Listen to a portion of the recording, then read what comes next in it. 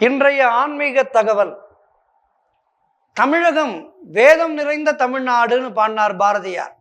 அற்புதமான ஒரு நாடு நம்ம தமிழ்நாடு. பாரத தேசமே அற்புதமான தேசம். அதிலே தமிழகம் அற்புதமான ஆன்மீக பூமி.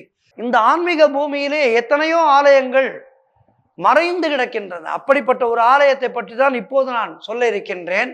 இந்த ஆலயத்தை பற்றி விரிவாக பின்பு ஒரு நிகழ்ச்சியிலே தருகின்றேன். சுருக்கமாக அந்த ஆலயத்தை பற்றின தகவல்களை சொல்கின்றேன். சென்று வழிபட்டு வாருங்கள். திருவாரூர் அருகிலே சேஷமலை என்கின்ற அற்புதமான கிராமம் இருக்கின்றது.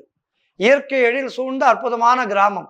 இந்த கிராமத்திலே கரும்பையனார் கோவில் இருக்கின்றது. கரும்பையனார் இந்த ஐயனாருக்கு கரும்பு வியாபாரிக்கு காட்சி தந்தார். அதனால் இந்த ஐயனாருக்கு கரும்பையனார் என்று திருப்பெயர் உண்டு.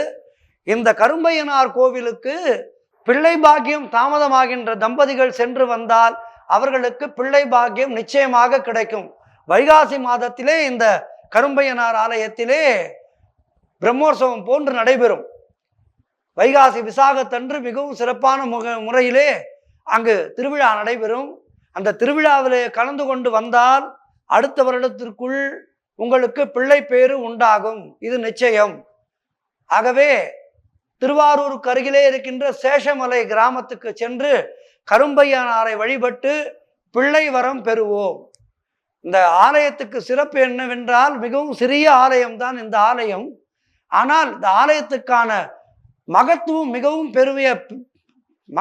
மிகவும் பெரிதானது.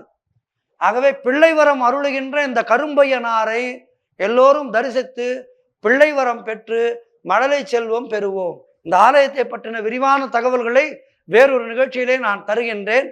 திருவாரூருக்கு அருகில் இருக்கின்றது சேஷமலை கிராமம்.